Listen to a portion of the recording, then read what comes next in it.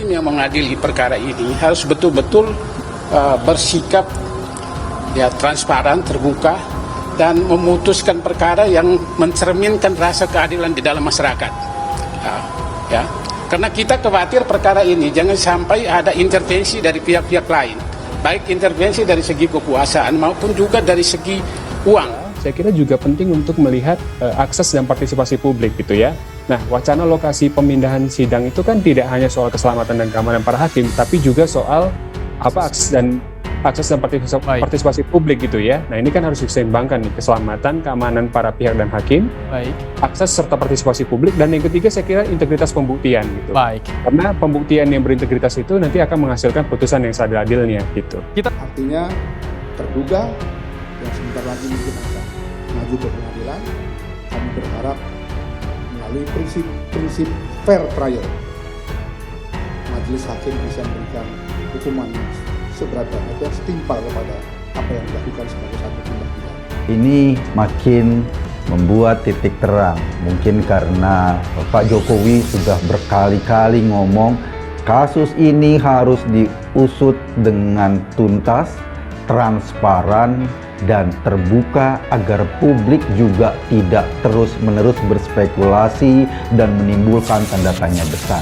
Dari seluruh penelusuran, investigasi, pengumpulan fakta, data, permintaan keterangan yang sudah kami lakukan beberapa waktu terakhir, kami berkesimpulan pertama bahwa telah terjadi extrajudicial killing yang dilakukan oleh dalam hal ini saudara FS terhadap almarhum Brigadir Joshua.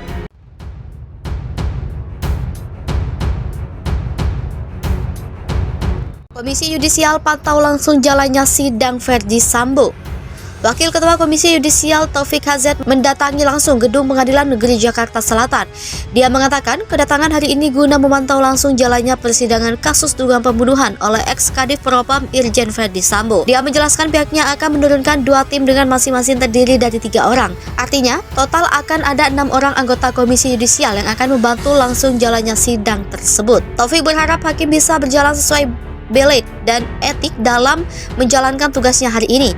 Dia memastikan Komisi Yudisial akan memantau dari awal hingga putusan nanti dibacakan. Polisi mesti tangkap Eko Kuntadi karena pernyataannya masuk delik penistaan agama dan UU ITE. Bagi media sosial membuat pernyataan mundur sebagai Ketua Umum Ganjaris. Ganjaris adalah organisasi relawan pendukung Gubernur Jawa Tengah Ganjar Pranowo untuk maju sebagai calon presiden 2024 meski belum jelas dari partai apa.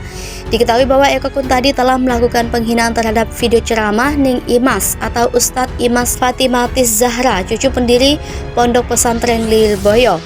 Eko Kuntadi menulis kata kasar yakni kadal hingga selangkangan pada video ceramah Ning Imas dari laman resmi NU online ketika ceramah tersebut menjelaskan tafsir surat Ali Imran ayat 14.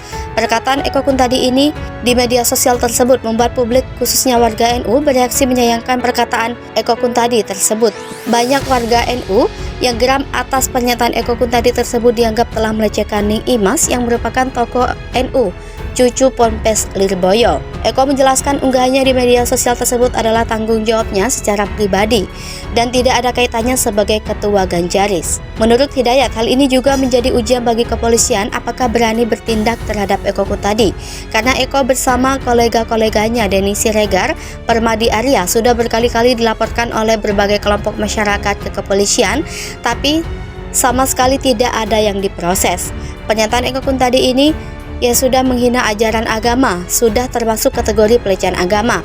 Niat Eko untuk meminta maaf pada Ning Imas atas unggahannya tidak menggugurkan pelanggaran Eko terhadap UU ITE karena pada dasarnya yang dihina bukanlah Ning Imas semata tapi ajaran agama yang telah dilecehkan oleh Eko Kuntadi.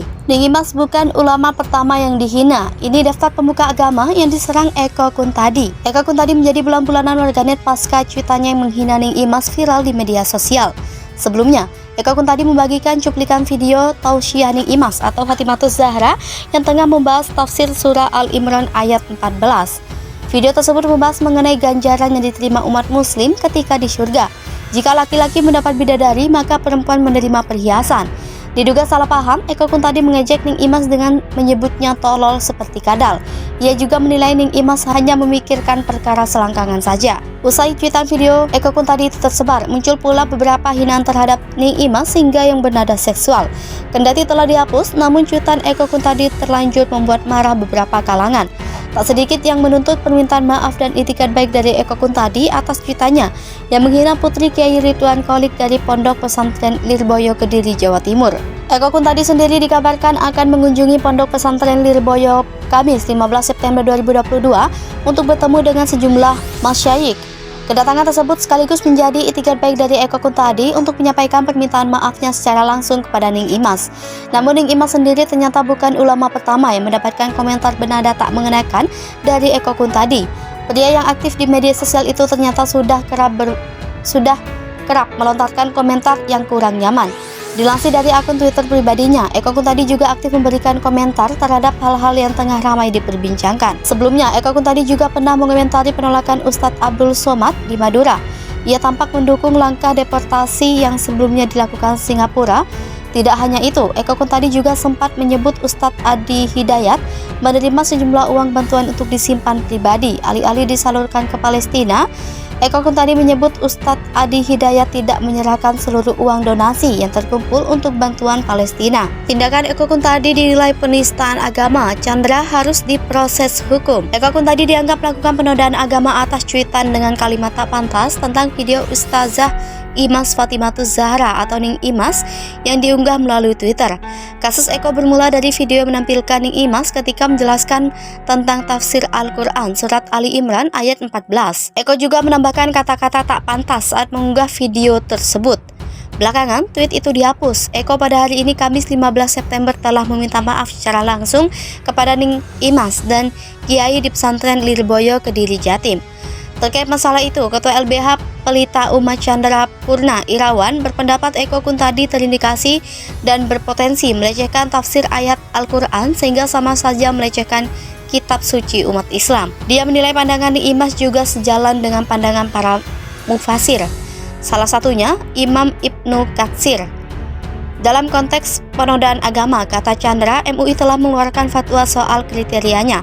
Hal itu dijelaskan dalam fatwa hasil Ijtima Ulama Komisi Fatwa Majelis Ulama Indonesia ke-7 yang digelar pada 9 November 2021 di Jakarta. MUI menjelaskan kriteria dan batasan tindakan yang termasuk dalam kategori perbuatan penodaan dan penistaan agama Islam adalah perbuatan menghina, menghujat, melecehkan, dan bentuk-bentuk perbuatan lain yang merendahkan. Berikutnya, Ketua Eksekutif BPH KSH MUI itu berpendapat tindakan Eko Kuntadi jelas dapat dinilai menghina dan merendahkan kredibilitas Ning Imas yang memiliki kafaah untuk menjelaskan tafsir Al-Quran berdasarkan keilmuan yang dimiliki. Atas tindakan itu, Eko Kuntadi diduga melanggar ketentuan pasal 310 KUHP perihal penyerang kehormatan atau nama baik seseorang. Chandra menyebut Eko juga dapat dijerat pasal pencemaran dengan UU ITE karena menyampaikan pencemaran itu melalui sarana Twitter, sehingga tindakan tersebut dapat dinilai memenuhi unsur delik pasal 27 ayat 3 UU nomor 19 tahun 2016 tentang perubahan UU nomor 11 tahun 2008 tentang ITE.